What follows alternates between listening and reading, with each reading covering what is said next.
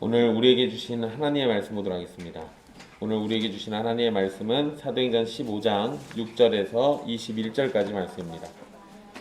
사도행전 15장 6절에서 21절까지 말씀입니다.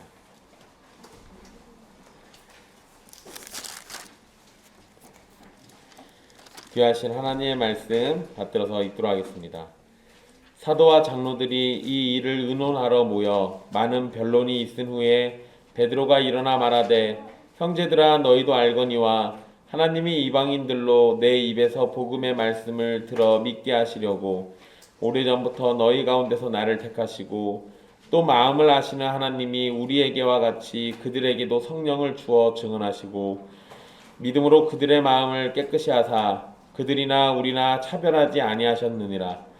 그런데 지금 너희가 어찌하여 하나님을 시험하여 우리 조상과 우리도 능히 매지 못하던 멍에를 제자들의 목에 두려느냐. 그러나 우리는 그들이 우리와 동일하게 주 예수의 은혜로 구원받는 줄을 믿노라 하니라.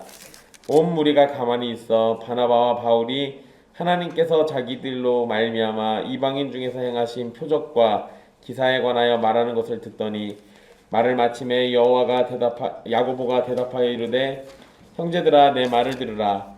하나님이 처음으로 이방인 중에서 자기 이름을 위할 백성을 취하시려고 그들을 돌보신 것을 시므온이 말하였으니 선지자들의 말씀이 이와 일치하도다. 기록된 바 이후에 내가 돌아와서 다윗의 무너진 장막을 다시 지으며 또 그 허물어진 것을 다시 지어 일으키리니 이는 그 남은 사람들과 내 이름으로 일컬음을 받는 모든 이방인들로 주를 찾게 하려 함이라 하셨으니 즉 예로부터 이것을 알게 하시는 주의 말씀이라 함과 같으니라.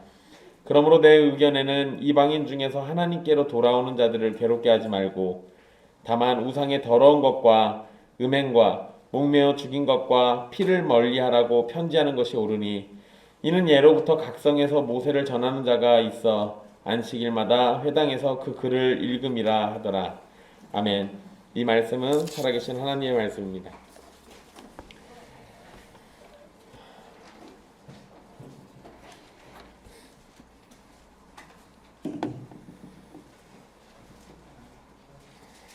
우리는 지난 시간 안디옥에서 온 어떤 사람들이 할례를 받지 않으면 구원을 받지 못한다는 가르침을 전하는 것으로부터 시작해서 예루살렘 교회에서도 바리새파 중에 어떤 사람들이 할례를 행하고 모세의 율법을 지키라고 명령해야 한다는 가르침이 있어서 교회 안에 문제가 생긴 것을 살폈습니다.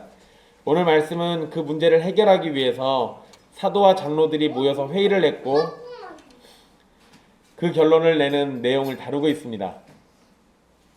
구원을 위해서 율법을 지켜야만 한다는 식의 가르침을 어떻게 해결하는지 말씀을 통해서 살펴보도록 하겠습니다.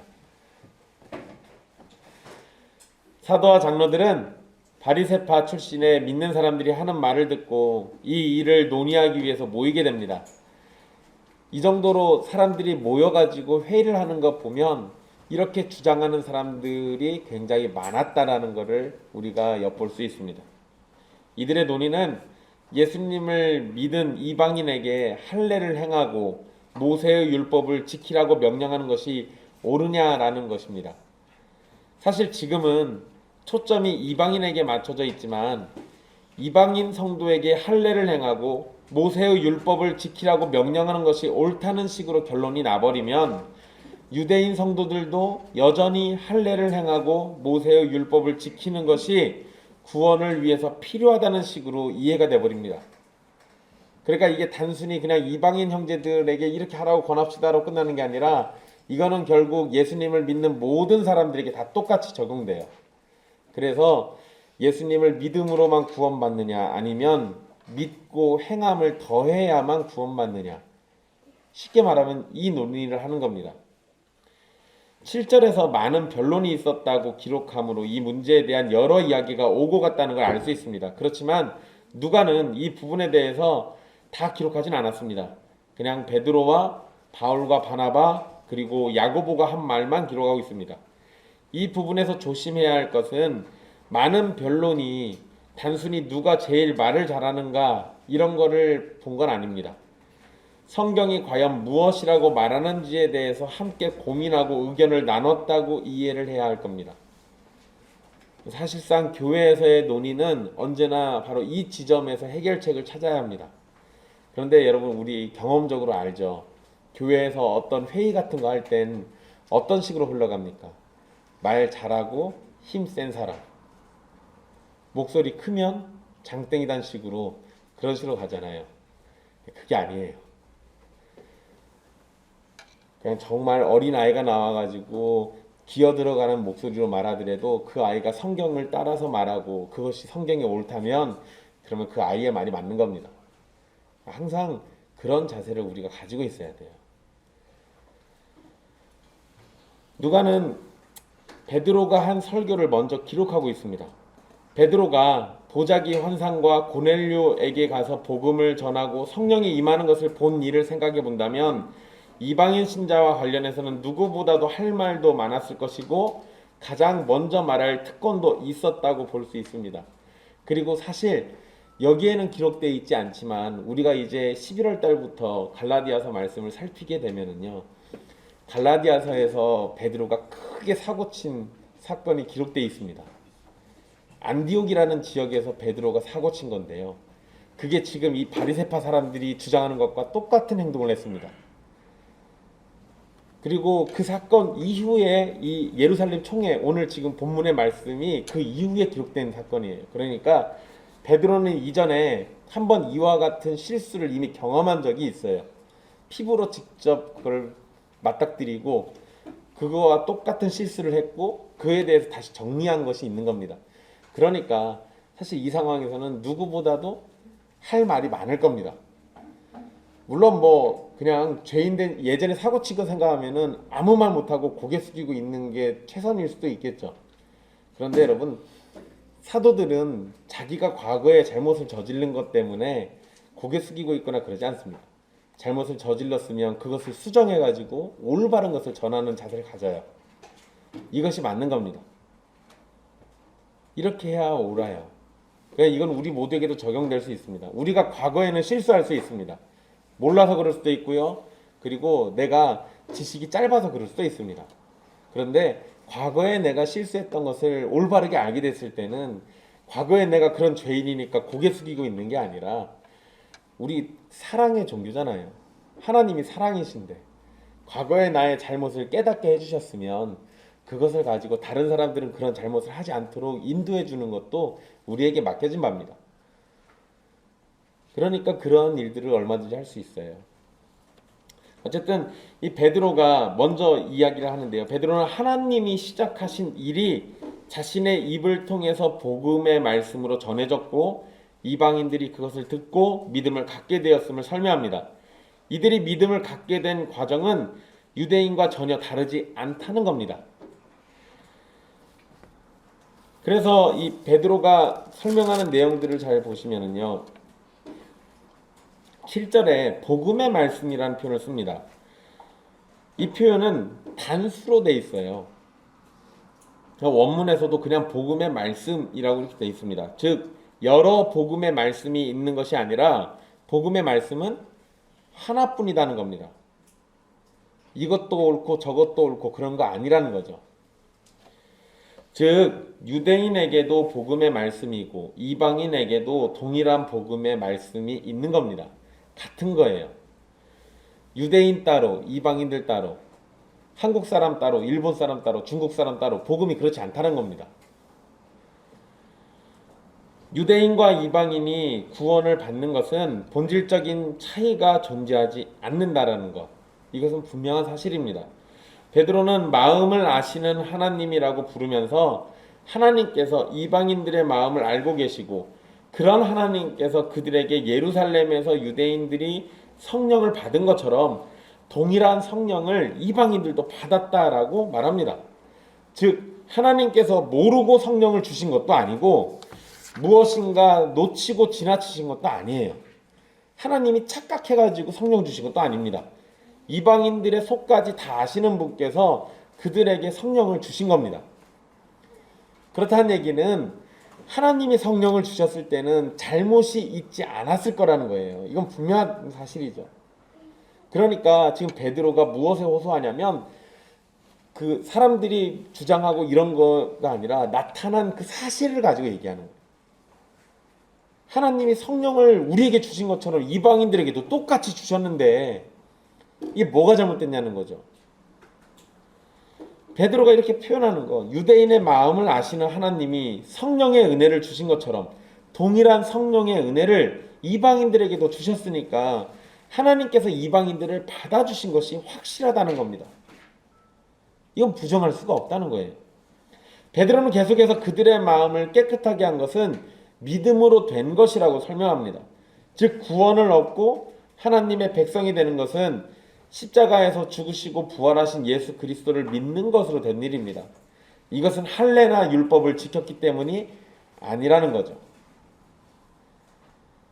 여러분 이러한 부분들 잘 생각해 보십시오. 나중에 다시 또 얘기해 드리겠지만 다른 종교와 기독교의 가장 큰 차이는 사람들에게 요구되는 바입니다.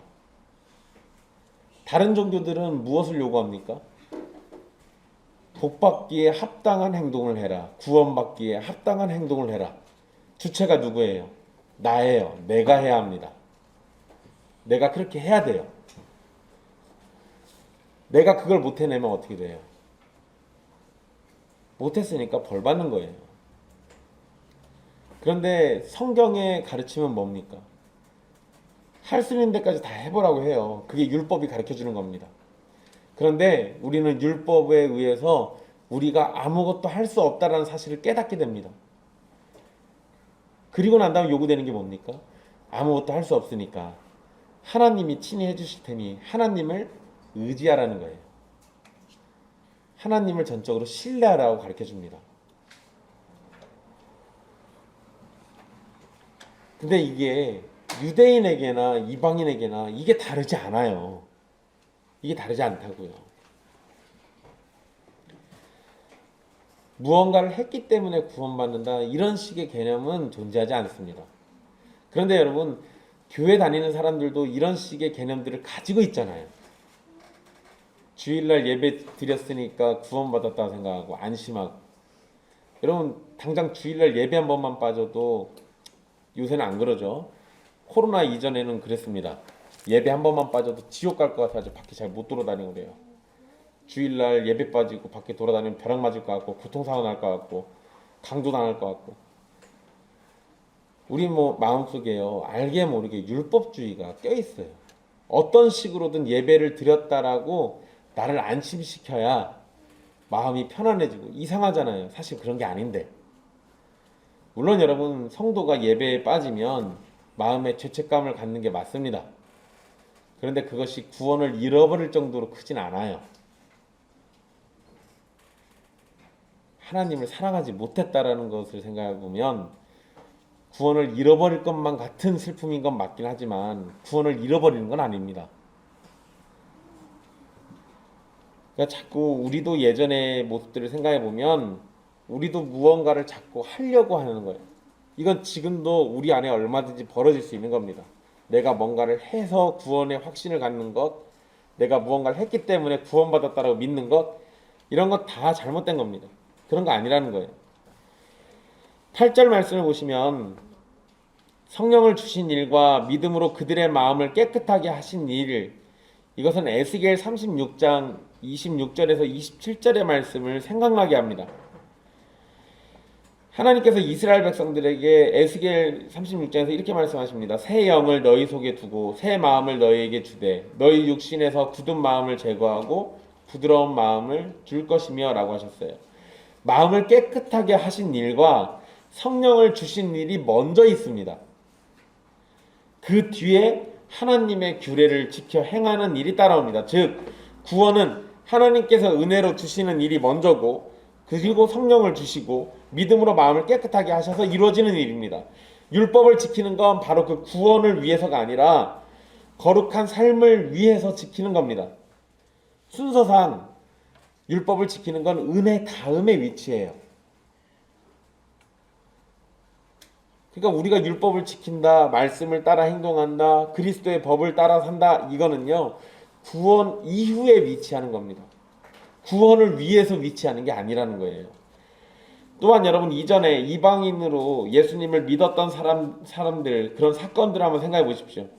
사마리아 사람들이나 에디오피아 넷이나 백부장 고넬료와 그 가족들과 친구들이나 안디옥 교회 신자들이나 또는 총독 서기오 바울과 그 이후의 일들까지 이방인들이 전도되면서 세례를 받은 경우는 다 기록되어 있습니다. 그렇지만 예수님을 믿기 위해서 할례를 받아야 한다거나 율법을 지켜야 구원을 받는다는 식의 설명은 하나도 없습니다. 그러니까 사도들이 지금까지 전해준 바는 율법을 지켜야 구원받는다가 아니었어요. 사도들은 지금까지 한결같이 예수 그리스도를 믿어서 구원받는다라고 얘기했습니다.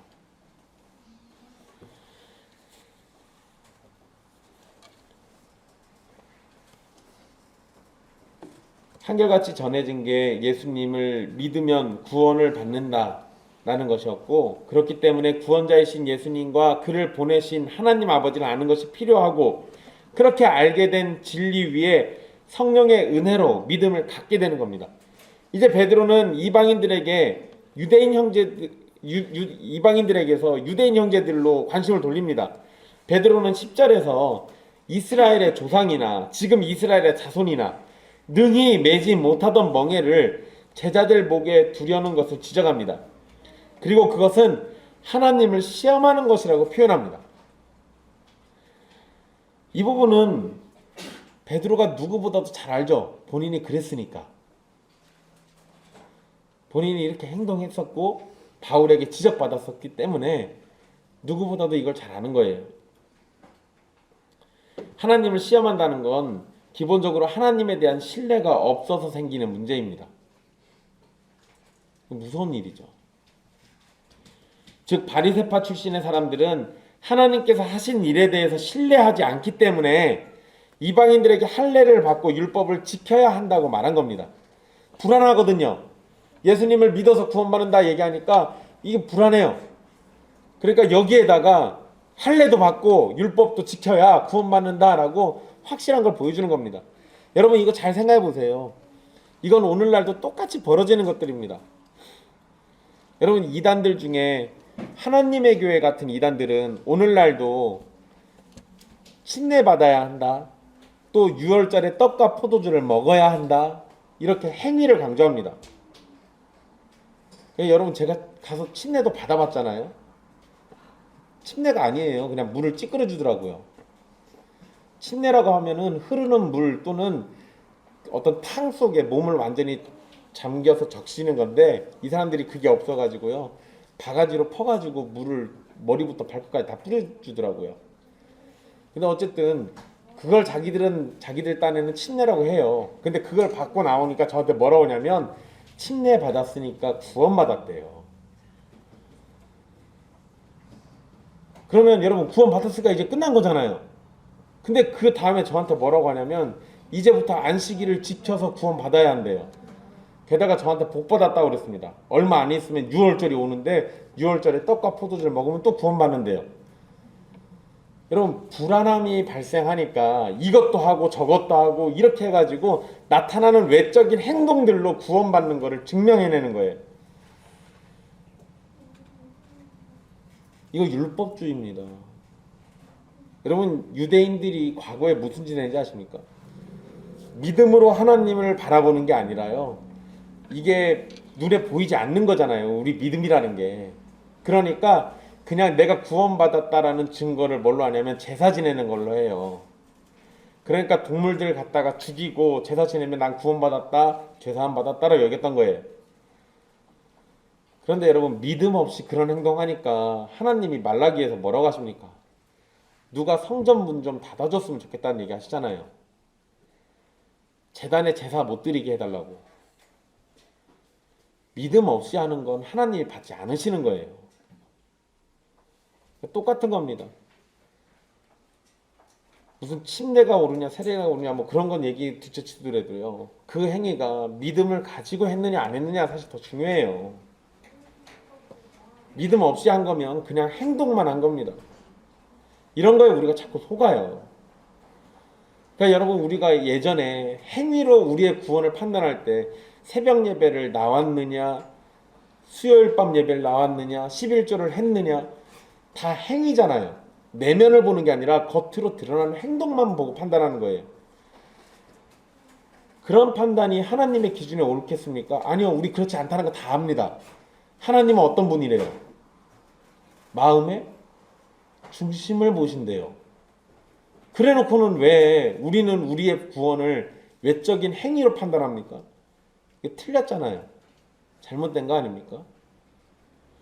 결국은 하나님은 마음의 중심을 보신다는 그 말씀조차도 믿지 않는 거예요. 입으로는 떠들고 있지만 실제로는 믿지 않는 겁니다.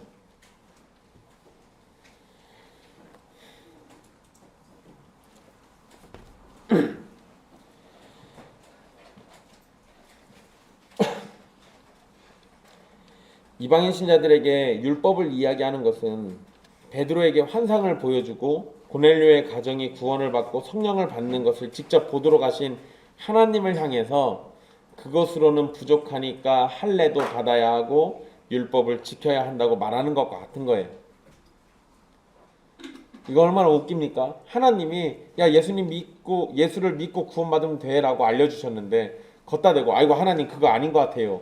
그걸로는 부족한 것 같으니까 이것도 하고 저것도 하고 하겠습니다. 그러면 하나님이 참 정성이 가득하구나 라고 하시겠어요? 그럴 리가 없잖아요. 그럴 리가 없잖아요.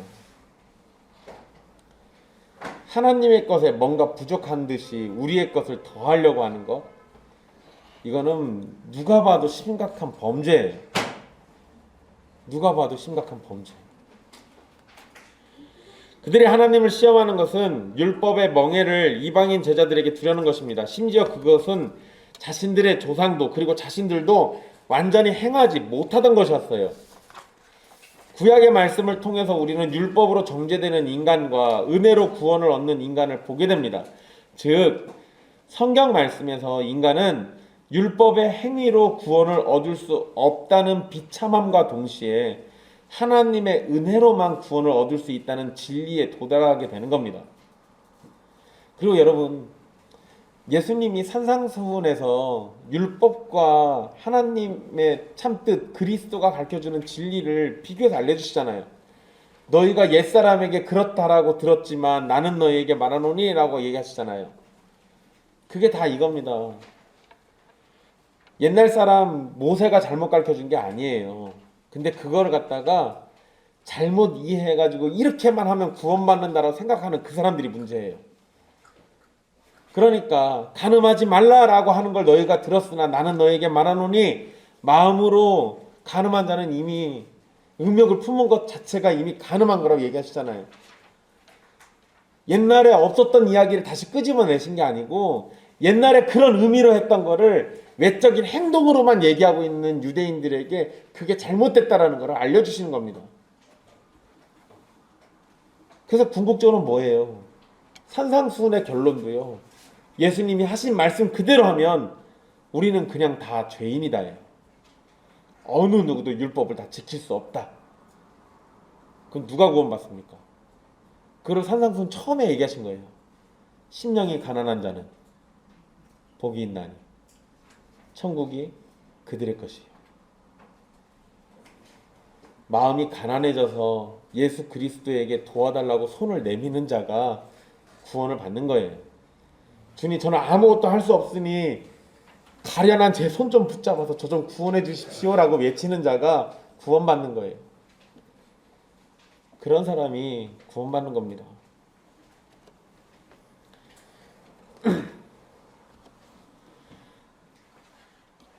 이런 진리는요, 예수님의 가르침을 통해서 복음서에서 매우 분명하게 드러납니다. 이방인들에게 먼저 말씀을 받은 유대인들이 자신들도 하지 못한 율법 준수로 구원을 얻는다고 말하는 건 모순이 되는 겁니다. 있을 수 없는 일이죠. 또한 베드로가 책망하듯이 10절 말씀을 설교했던 것을 보면 당시 함께 논의한 사람들 중에 바리새파의 주장에 동조하는 사람들이 많았던 것으로 보입니다. 이게 그냥 우리 성경에도 뭐 그렇게 좀 느낌이 보이잖아요. 10절 말씀이 이거 누가 봐도 혼내는 거잖아요. 이런 식으로 여러분 이 공적인 회의 자리예요. 공적인 회의 자리에서 베드로가 이렇게 혼내듯이 이렇게 말하는 거 보면 그 자리에 이런 생각을 가지고 있었던 사람들이 많았던 겁니다. 그럼 여러분, 다수결의 원칙대로 하면 어떻게 되는 거예요? 사도들의 가르침 뒤로 제껴놓고 바리새파의 가르침대로 가야 돼요. 그러니까 교회는 다수결대로 가는 게 아니라 하나님의 말씀대로 가는 거예요. 이게 원리죠. 중요한 겁니다. 어쨌든 그 바리새파 사람들이 잘못된 이해를 하고 복음에서 이탈하려고 할 때 하나님은 보자기 환상과 고넬료의 회심 사건을 통해서 하나님의 뜻을 알게 된 베드로를 통해서 그들을 꾸짖고 있는 겁니다. 하나님의 뜻을 다시금 확인할 수 있도록 해주시는 거예요. 베드로는 계속해서 사람이 구원을 받는 길을 명확하게 밝히고 있습니다. 근데 여러분 참 재미있는 게 뭔지 아십니까? 우리는 유대인이 아니어가지고 이 당시 상황을 잘 몰라요. 그냥 유대인들에게는 어떤 딱 정해진 율법이 있나 보다 이렇게 생각하잖아요. 물론 여러분들 잘 아시는 분들은 아실 겁니다. 유대인들이 철저하게 지켰던 율법의 조항은 구약 성경을 다 뒤적거려 보면 613개입니다. 613개. 근데 그 조항에 대한 해석이요, 이 당시에도 계속 갈려요. 사람들마다 얘기가 다릅니다. 그래서 위대한 랍비들에 따라서 어쩔 때는 이 해석이, 어쩔 때는 저 해석이 이렇게 흘러가요. 그 얘기는 이 사람들의 기준대로 하자면 이거 지켜서 구원받아야 하는데 우리가 지켜서 구원받아야 하는 그 기준 자체가 왔다 갔다 흔들리고 있다는 거예요. 여러분, 기준이 흔들리면 그러면 누가 구원받습니까? 이러면 아무도 구원 못 받는 거잖아요. 그러니까 조금만 더 깊게 생각해 보면 율법의 기준이라는 게 사람들이 해석하는 거에 따라 자꾸 달리 나오니까 애초에 얘는 우리의 구원을 확신시켜 줄 수 있는 도구가 아니었던 거예요. 그리고 그 랍비들의 해석도 다 틀렸던 거죠. 이게 옳으냐 저게 옳으냐 사람 따라 계속 달랐던 거니까. 그러니까 이런 점만 조금 생각해 보면 결국 이거 다 잘못된 거였습니다. 이제 베드로는 바로 그런 가운데 있는 사람들에게 사람이 구원을 받는 길을 명확하게 밝힙니다. 유대인들이 구원을 받은 것은 주 예수의 은혜로 된 일이에요. 그리고 베드로가 강조하듯이 이방인들도 동일하게 주 예수의 은혜로 구원받습니다. 이건 여러분 시대가 지금 2000년이 흘렀다고 해서 지금은 새롭게 다른 걸로 구원받는 거 아니에요. 똑같습니다. 아담도 뭘로 구원받아요? 주 예수의 은혜로 구원받는 거예요. 에이 목사님, 아담이 예수님보다 한참 전에 태어났는데요. 여러분, 하나님의 은혜는 시간에 갇히지 않아요. 아담 이후에 한참 뒤에 예수님이 태어나신 게 맞아요. 한참 뒤에 십자가 사건이 일어난 것도 맞는데 하나님께서는 그 사건의 은혜를 과거에 있는 아담에게 동등하게, 동일하게 그렇게 적용하시는 거예요. 그래서 여러분, 이 세상에서 하나님께 용납되고 구원받았다라는 사람들 중에 예수 그리스도의 공로가 아니고 구원받은 사람은 단 한 명도 없습니다. 그러니까 우리가 구약을 읽을 때 그냥 하늘로 승천하신 에녹 이야기가 나와도 그 에녹이 뭘 잘해가지고 하늘로 승천한 게 아니라 누구 때문에 그런 거예요? 예수님 때문에 구원받은 거예요.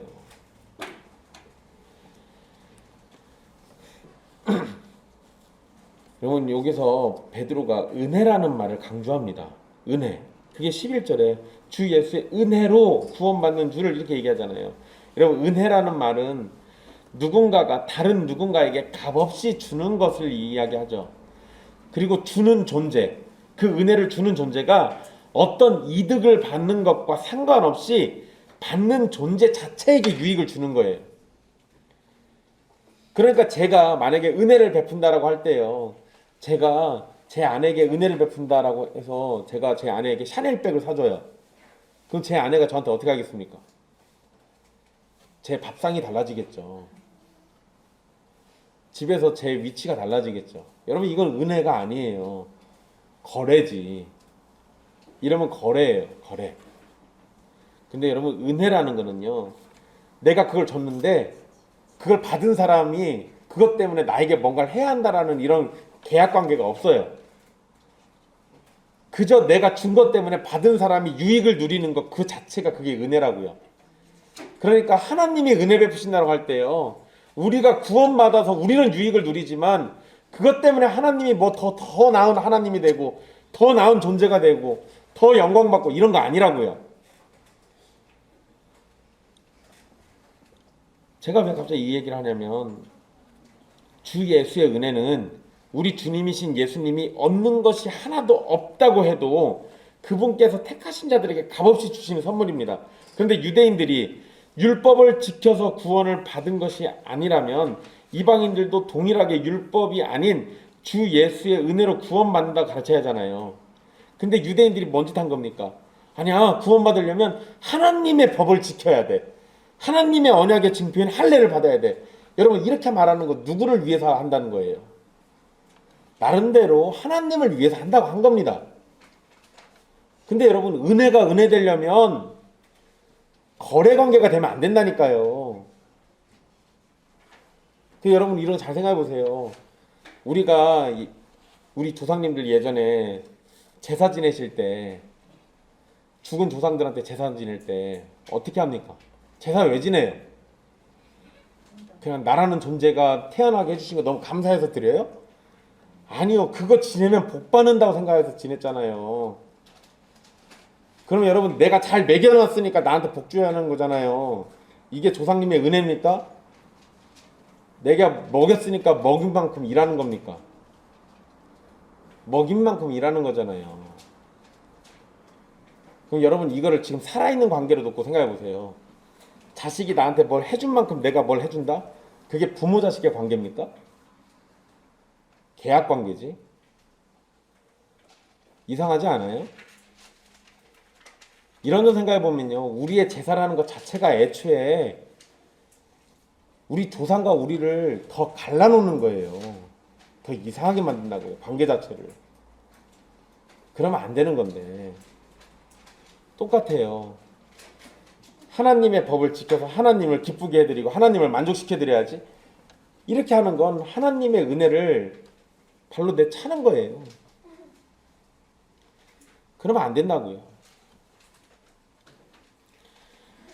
자신들은 주 예수의 은혜로 구원받고 이방인들은 할례와 율법 준수로 구원받는다고 가르치면 이거 앞뒤가 안 맞죠. 유대인들이 지금 그런 짓 하고 있는 겁니다. 그리고 하나님의 선물인 구원의 은혜를 자신들의 마음대로 은혜되지 않도록 만들고 있어요.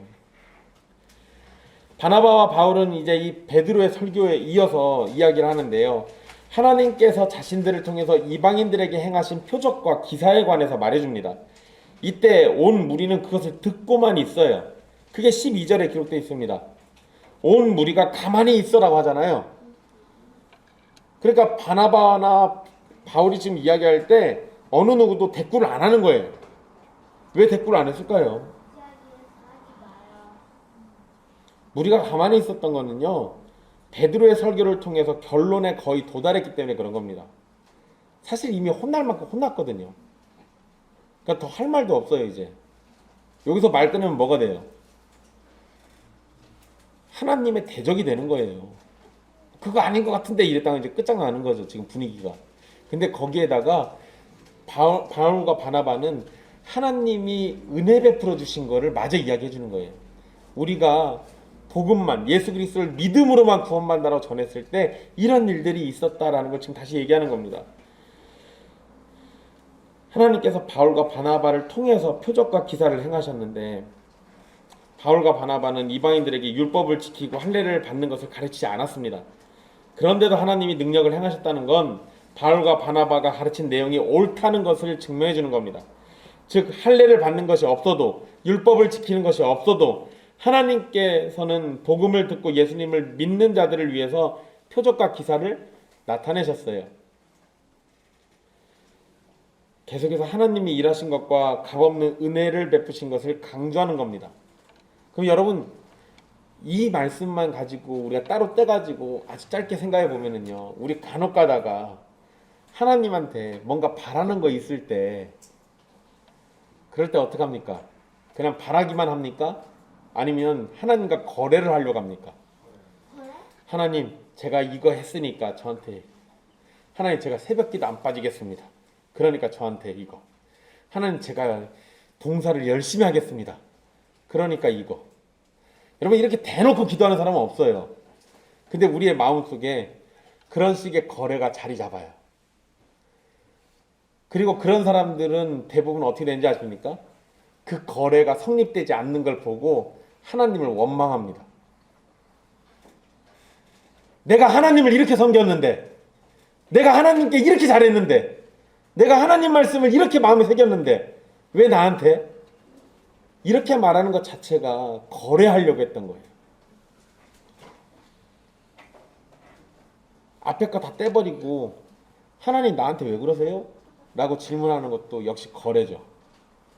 앞에 말만 안 했다 뿐이지 하나님 나한테 도대체 왜 그러세요? 라고 하는 건 내가 어떻게 뭐를 잘못했다고, 내가 이만큼 했으면 잘한 거지, 이런 식으로 거래를 시도하는 거예요. 여러분, 이게 우리는 알게 모르게 이미 유대인들과 비슷한 행동들을 하고 있었던 겁니다. 제가 교통사고 났을 때 제가 속으로, 하나님, 내가 그래도 목사인데 교통사고가 웬 말입니까? 그냥 살짝 그냥 데일밴드 붙이고 말게 해주셨어야지. 이렇게 했다고 하면, 저 그렇게 안 했어요. 오해하지 마세요. 제가 만약에 그렇게 했다고 하면 여러분들에게 어떻게 하나님의 은혜를 설교하겠어요. 계속 여러분들에게 저랑 똑같이 거래하라고 가르쳐주겠지. 무서운 거예요. 우리 생각보다 그런 짓 잘한다고요.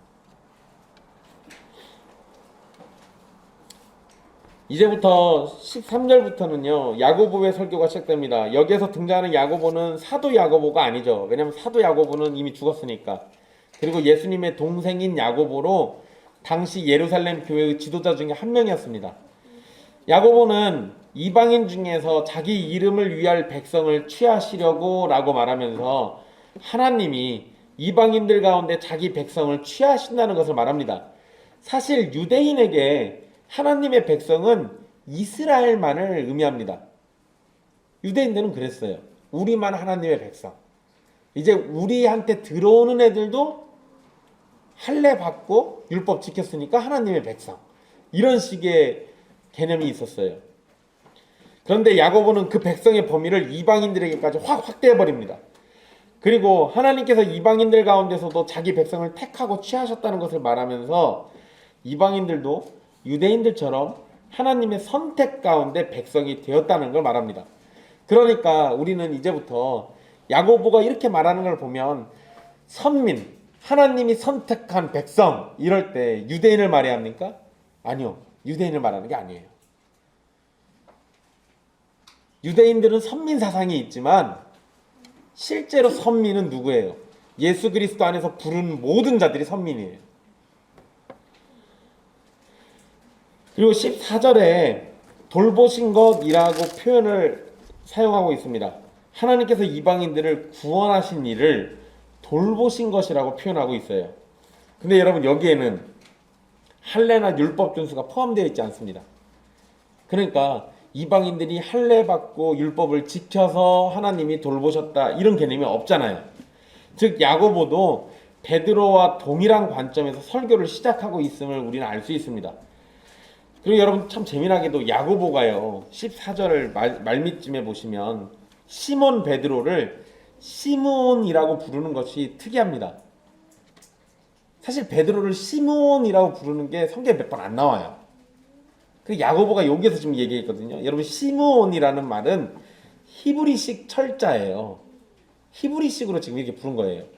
근데 방금 앞전에서 베드로가 이방인 선교를 위해서 베드로를 사용하셨다는 말을 했는데, 그런데 그 베드로를 시므온이라고 부르면서 이거 강조하는 거죠. 유대인인 시므온이 하나님의 부르심을 따라서 이방인 선교를 했다는 점을 강조하는 겁니다. 여기에서 그냥 게바나 또는 베드로 이렇게 불렀다면 별로 이 느낌이 안 살았을 거예요. 야고보가 표현을 참 잘한 거죠.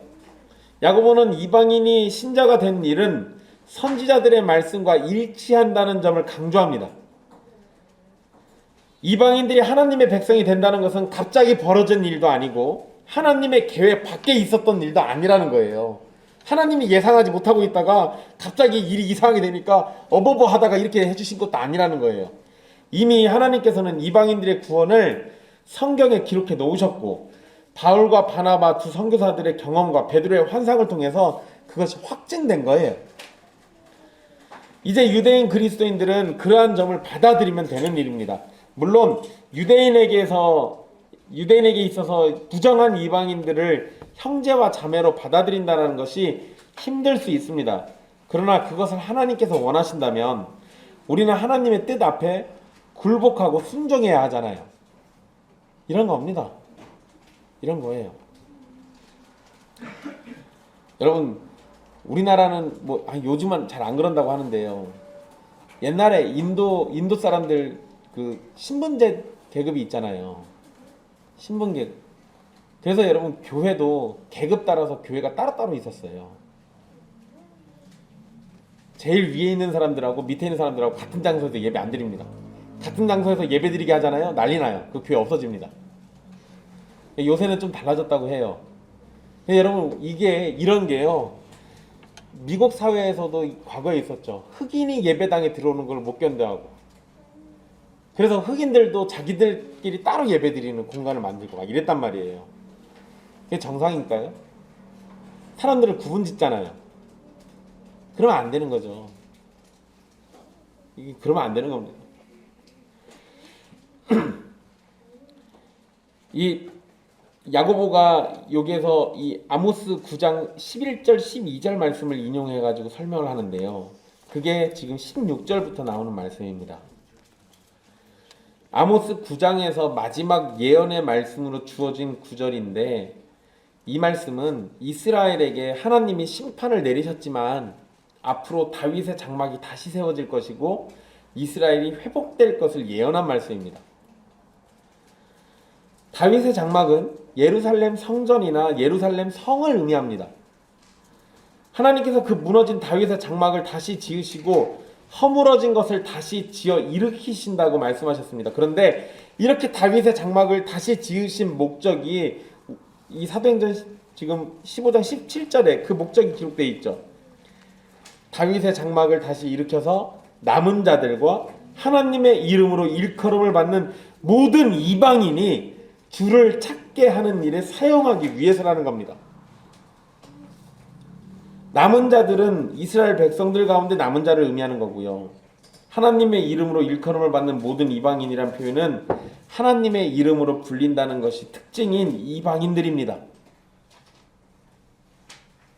이럴 리가 없는데 이방인들은 구원받으면 안 되잖아요. 근데 그게 아니라고요. 구약에서 이미 이렇게 예언해 놨어요. 그럼 여러분 여기에서 그러면 이 아모스에서 다윗의 장막 이게 뭘 것 같습니까? 다시 세우시는 이 다윗의 장막 이게 예수님이지.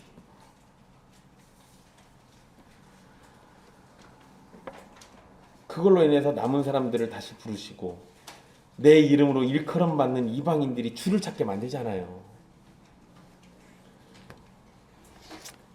여러분 구약에서 여호와의 이름으로 일컬음을 받는다라는 말이 나오잖아요. 그러면 그것은 여호와께 속했다라는 의미입니다. 그러니까 여호와의 것이라는 의미예요. 즉 여기에서도 하나님의 이름으로 일컬음을 받는 이방인들은 이방인이지만 하나님께 속한 자들이에요. 이렇게 보면 이방인들도 뭐가 된 겁니까? 선택된 거예요. 그러니까 유대인들이 착각한 거예요. 말씀을 잘 모르니까 자기들만 선민이라고 믿었던 겁니다. 실제로는 하나님이 부르시는 모든 자들이 다 선민인 거예요. 이 말씀에서요, 이방인들이 하나님께 속하기 위해서 유대인이 되어야 한다, 할례 받아야 한다, 율법 지켜야 한다, 어떠한 언급도 없습니다. 여러분 여기에 인용되어 있지는 않지만요, 스가랴 8장 22절에서도 보시면 제가 읽어드릴게요. 이렇게 기록되어 있습니다. 많은 백성과 강대한 나라들이 예루살렘으로 와서 만군의 여호와를 찾고 여호와께 은혜를 구하리라. 예언의 말씀입니다. 즉 이방인들이 하나님의 은혜를 받게 될 것에 대해서 선지자들을 통해서 계속 예언하고 있었던 거예요. 많은 백성들, 강대한 나라들이 다 예루살렘으로 모여들어가지고 여호와께 은혜를 구한대요. 그래 여러분, 유대인들은 여기에서 이 예루살렘을 뭘로 본 겁니까? 진짜로 예루살렘으로 믿은 거예요. 그러니까 예루살렘 뺏기니까 어떻게 해요?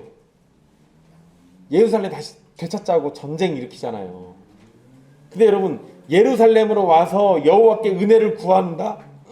예루살렘이 뭘 것 같습니까? 이것도 예수님이에요.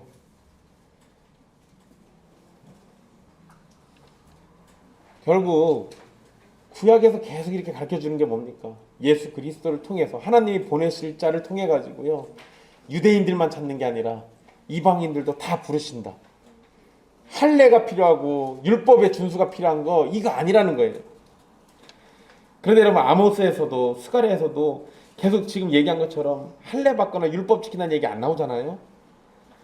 한글 성경 18절에 이 일을 행하시며 라는 표현이 생략되어 있습니다. 그러니까 거기에는 이 일을 행하시며라는 말이 없잖아요. 그걸 넣어가지고 읽으면 이렇게 읽을 수 있습니다. 이 일을 행하시며 이것을 알게 하시는 주의 말씀. 그러니까 그냥 이것을 알게 하시는 주의 말씀이 아니라 뭐라는 거예요? 야고보의 표현은 이 일을 행하신다고요. 누가? 하나님이. 그러니까 야고보의 표현대로 하면 하나님께서 이방인들을 적극적으로 찾으시는 거예요. 그리고 그들로 하여금 주를 찾게 만듭니다. 그것을 직접 행하시고 알게 하신 분이 하나님의 말씀에 이렇게 다 하나님이라고 하나님의 말씀이 기록되어 있는 거예요. 결국 야고보는 베드로와 바울 그리고 바나바와 동일한 입장을 가지고 있는 거죠. 베드로는 뭐라고 했습니까? 하나님이 그렇게 시켰고 그래서 나는 그렇게 가서 전했고, 바울과 바나바는 뭐라고 합니까? 하나님이 우리와 함께 일하셨고 능력 행하셨다라고 얘기하잖아요. 결국 하나님이 다 하셨다고요. 하나님이. 여기에서 구약의 선지자들을 언급하면서 이 모든 것이 예언된 일이고 주님 안에서 성취된 일, 이것을 지금 강조하고 있잖아요. 결국 이것도 다 뭡니까? 야고보가 하는 얘기도 하나님이 준비하셨고 하나님이 다 하셨다예요. 이제 야고보가 결론을 내립니다. 그게 19절 이후로부터 나오는 말씀인데요. 먼저 이방인 중에서 하나님께로 돌아오는 자들을 괴롭게 하지 말자는 겁니다. 야고보는 이방인 형제들에게 할례를 강요하거나 율법을 다 지켜야 한다는 식으로 강조해서는 안 된다고 말하는 겁니다. 그렇다고 여러분, 지켜야 할 율법이 전혀 없다고 말하는 것도 아닙니다. 십계명은 여전히 성도들에게 지켜야 할 것을 요구하죠. 이게 없어진 게 아니잖아요. 그렇다고 여러분, 그것으로 구원이 결정되는 것도 아닙니다. 그러니까 야고보가 말하는 것은 구원을 위해서 할례를 받거나 율법을 지켜야 한다 또는 십계명을 지켜야 한다, 이거 주장하지 말라는 거예요. 그거 아니라는 거죠. 믿음으로 구원을 받은 것이라고 들은 이방인 성도들에게 율법을 지키고 할례를 지켜야 구원받는다고 말하는 것은 처음 그들이 들은 복음과 다른 것이기 때문에 그들을 괴롭게 만드는 겁니다. 또한 여러분, 유대인의 전통을 이방인들에게 동일하게 해야 한다고 말하는 것은 폭력이 될 수 있습니다.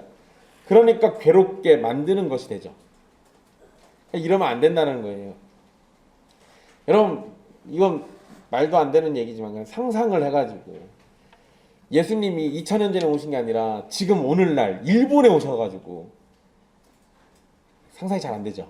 근데 만약에 일본에 오셔가지고 일본에서 12제자를 택하시고 일본에서 그렇게 계시다가 십자가에 달려 죽으시고, 그래서 거기 있는 12제자가 우리의 형제 이웃나라 대한민국을 전도하겠다고 와가지고 우리한테 와서 한다는 얘기가, 남자들은 일본 애들처럼 이게 머리 이렇게 밀고 여자들은 기모노 입고 다니고 그래야 구원받는다고 하면 우리 그렇게 하겠어요?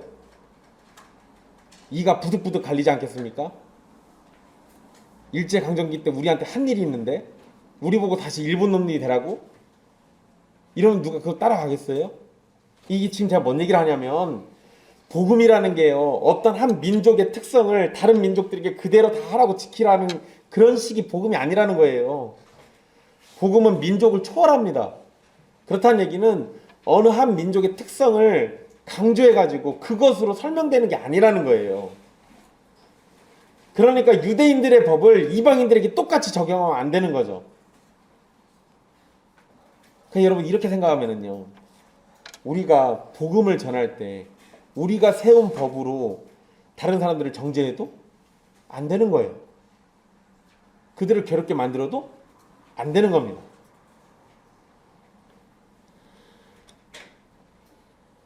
야고보는 이방 형제들을 괴롭게 하지 말 것을 제안하면서요, 동시에 네 가지 금해야 할 것을 이방인 형제들에게 정해주자고 말합니다.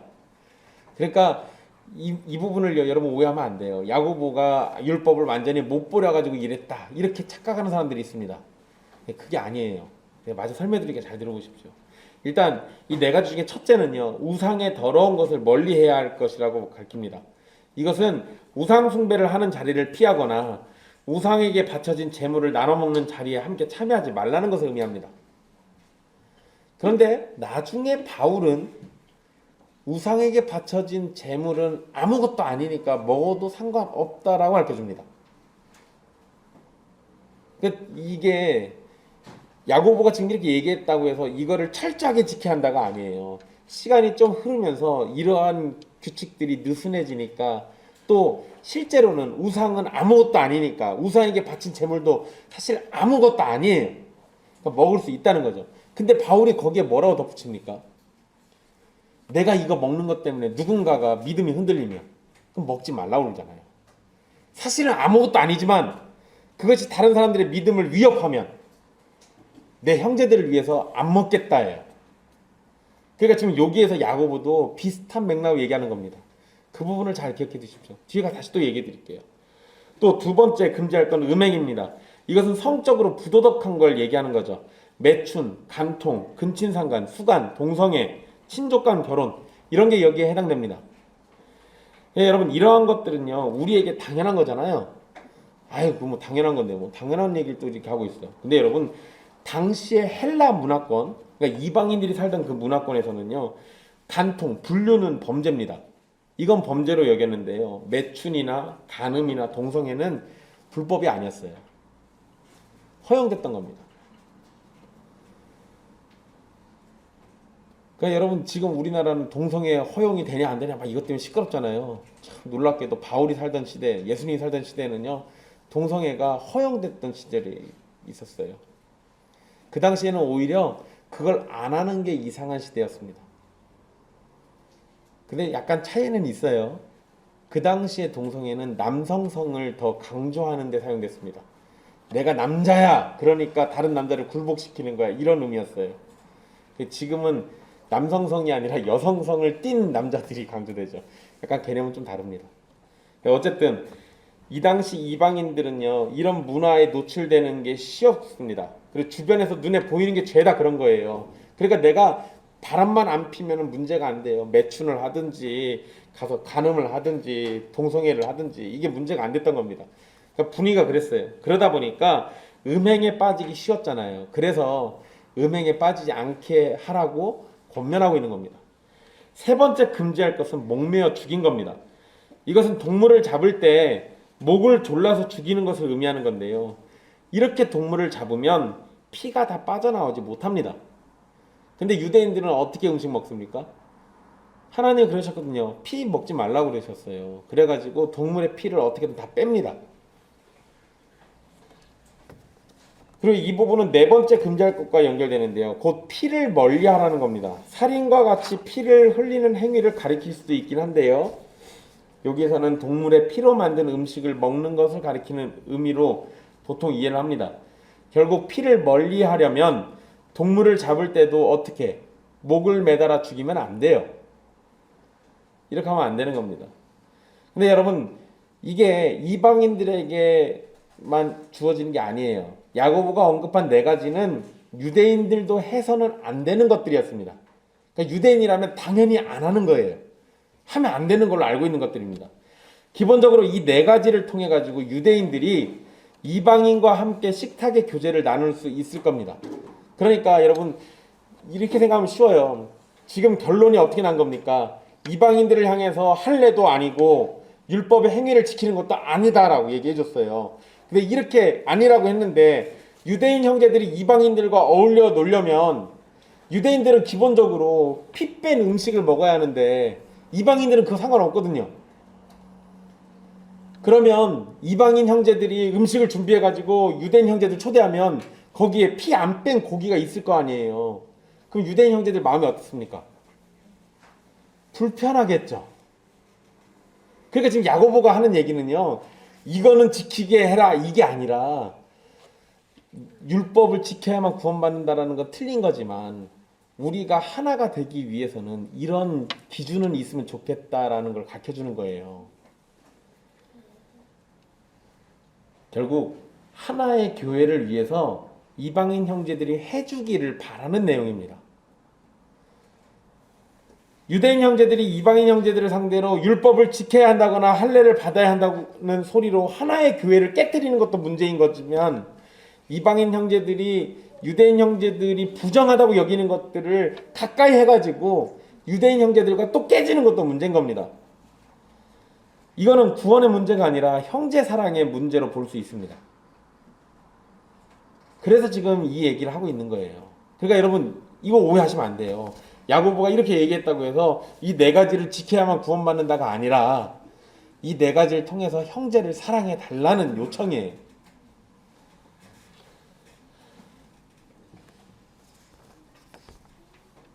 그러니까 거기에 내 의견이라고 말하잖아요. 이건 주님의 말씀이니까 지켜야 한다라고 얘기하지 않아요.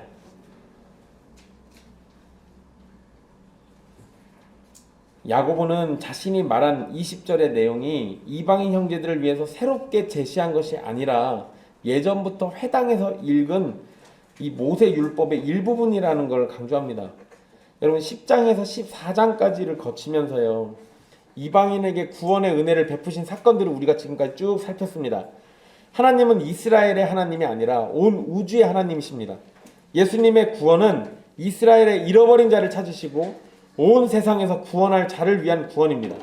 이미 이방인들에게 구원의 역사가 나타났고 성령의 증거가 드러나는 상황 가운데 유대로부터 온 사람들의 주장은 은혜 이전의 상태로 되돌아가려는 겁니다. 이미 나타난 하나님의 구원 역사를 뒤로 되돌려 버리려는 거죠. 그러나 사도와 장로들은 회의를 통해서 이러한 잘못을 올바르게 잡아가려고 했습니다. 이들은 많은 사람들이 지지하는 것을 쫓은 것이 아니라 하나님이 하신 일과 하나님의 말씀 안에서 근거를 찾아가지고 문제를 해결하려고 했어요. 마찬가지로 여러분 우리도 신앙의 문제를 만나게 되면 사람들이 어떻게 해나가는지를 집중하기보다는 하나님의 말씀이 무엇이라고 가르쳐 주는지를 귀담아 듣고 말씀 안에서 답을 찾으면 힘들더라도 자신을 쳐서 복종시키려는 자세, 그런 자세로 살아가게 될 겁니다. 여러분 아까 제가 동성애 얘기 잠깐 했잖아요.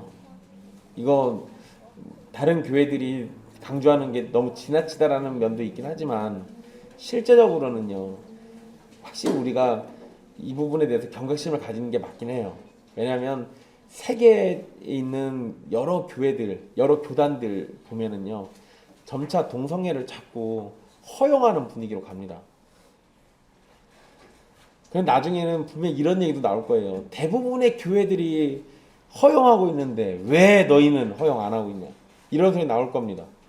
그럼 여러분 우리 그때 가가지고 아이고 대부분 다 허용하니까 우리도 허용합시다 이럴까요? 아니요. 온 천지 교회가 다 하고 우리 교회만 딱 안 한다 하더라도요, 그러면 대다수가 그거 하는 거잖아요. 근데 성경이 아니라면 아닌 거예요. 대부분이 다 그렇다고 하니까 그냥 그렇게 가는 거다, 이거 아니라고요. 성경이 아니라면 아닌 겁니다. 성경이 그렇게 말하지 않는데 그걸 따르는 건요, 범죄예요. 그러니까 그런 범죄에 빠지지 않으려면 대다수 사람들이 원하는 게 아니라 하나님이 하신 일과 하나님의 말씀에 뭐라고 되어 있는지 그것을 따라가는 게 우리에게 가장 확실한 길이에요. 마찬가지로요, 우리도 신앙의 문제 만날 때요, 사람들이 어떻게 해나가는지를 집중하기보다 하나님의 말씀이 무엇이라고 가르쳐 주는지 귀담아 듣고 말씀 안에서 답을 찾으면 그러면 우리가 정말로 어떻게 살아갈지에 대한 그 길이 보이는 거예요. 근데 우리 이거 잘 못하거든요. 누가 그렇게 하고 누가 그렇게 해, 누구도 그렇게 했다는데 그러니까 나도 그렇게, 이런 식으로 흘러가잖아요. 그런 식으로 가면 안 됩니다. 제가 예전부터 내세우는 규칙이 있어요. 여러분 그런 거 하고 싶을 때 어떤 거 뭐가 됐든 여러분들이 마음속에 뭔가 하고 싶어요. 근데 그거에 대한 답을 찾고 싶어. 근데 이게 영 깨름직해서 좀 그러잖아요. 그러면 적용점을 바꿔보세요. 우리 목사님이 그렇게 하셔도 된다고 하면 그거 되는 걸 거예요. 그러니까 뭔 소리냐면 여러분들이 만약에 A라는 행동을 하고 싶은데 제가 그 행동을 해도 괜찮다라고 여러분들이 여겨지면 그 행동은 괜찮은 게 맞을 거예요. 근데 거기에다가 저를 딱 집어넣으니까 뭔가 불편해. 그건 아닌 것 같은데 이런 생각이 들잖아요. 그러면 안 하는 게 맞습니다. 그럼 안 하는 게 맞아요. 사람들이 그 부분에서 실수합니다. 나니까 괜찮다라고 하고 허용하려고 그래요. 다른 사람은 허용 안 하려고 하고. 그러지 마십시오. 그러니까 한 가지 쉬운 예를 하나 들어드릴까요? 얼마 전에 우리 형제 중에 하나가 다른 교회 가서 예배 드리고 가서 분위기 보고 왔다고. 제가 그 얘기 듣고 마음이 좀 상했습니다. 목사만 아니었으면 제가 저한테 때려줄 수 있는데. 근데 여러분 그걸 바꿔 생각해 보세요. 여러분들이 그게 된다고 생각하고 갔다면 반대로 저도 이번 주 한 주 빠져서 딴 교회 좀 가서 보고 올게요. 이렇게 한다고 했을 때 여러분들 된다고 하실 겁니까? 안 된다고 하실 거죠. 그런데 누가 설교해요? 만약에 가면. 만약에 내가 또 그래 가면 아빠가 설교해야지 이번에는. 아, 그렇구나. 여러분 그런 것들 생각해 보면 역으로 바꿔 생각해 보면 답이 사실 쉽게 나와요. 그러니까 누구도 그렇게 하고 다른 사람도 이렇게 하고 많은 사람들이 그렇게 하니까 이거 괜찮겠거니 아니요 그렇게 생각하지 마십시오. 그렇게 생각하는 거 범죄에 빠지는 지름길입니다. 사랑하는 형제 자매 여러분, 여러분이 받은 구원 또는 성경이 가르치는 구원은 오직 예수 그리스도의 완전한 공로만을 의지합니다. 이 이야기는 이제 갈라디아서에서도 계속 반복해서 나올 겁니다. 우리가 해야 할 일은요, 단지 계시된 말씀 안에서 가르쳐진 예수 그리스도와 하나님에 대한 지식을 받고 그것을 전적으로 신뢰하면서 의지하면서 믿는 것뿐입니다. 그런데 그것조차도 예수 그리스도께서 은혜의 길을 열어주셨기 때문에 가능한 겁니다. 그래서 우리가 아무리 믿어도 구원을 받는다고 할지라도 결국은 믿음조차 허락하신 하나님 앞에 모든 영광을 돌릴 수밖에 없는 겁니다. 우리의 행위는 모두가 다 무익해요. 우리의 그 어떠한 행위도 구원을 위한 조건이 될 수 없고 그 어떠한 행위도 구원을 완성시키는 원인이 될 수도 없습니다. 오직 구원을 위한 조건은 예수 그리스도께서 다 이루셨고 구원의 원인이나 완성의 원인도 예수 그리스도 안에서만 답이 있는 것임을 꼭 기억하십시오. 그리고 여러분 교회의 하나됨을 깨뜨리는 일이 우리 안에 발생하지 않도록 주의하셔야 합니다. 야고보가 이방인 형제들을 위해서 결론 내리면서요. 유대인들은 더 이상 그런 걸로 고집 부리지 말라고 이야기하고 이방인 형제들에게는 유대인 형제들을 위해서 너희들이 이런 건 좀 양보해줘 라고 얘기하잖아요. 결국은 하나됨을 이야기하고 있어요. 내 고집만 내세우고 내 의견이 옳다고만 얘기하고 나만을 바라보면 하나됨이 깨지게 돼 있습니다. 내 고집 내세우지 말고 서로를 사랑하는 마음으로 양보하고 섬기는 자세로 살아야 합니다. 가정에서나 교회에서나 그러한 모습이 될 때 우리는 하나됨의 기쁨을 누릴 수 있습니다. 그러니까 여러분 너무도 쉽게 얻을 수 있는 기쁨인데 여러분들의 고집 때문에 여러분들의 편견 때문에 여러분들의 생각 때문에 그것을 무너뜨리지 마십시오. 그러면 가정에서든 교회에서든 기쁨을 누리며 살지를 못합니다. 기도하겠습니다.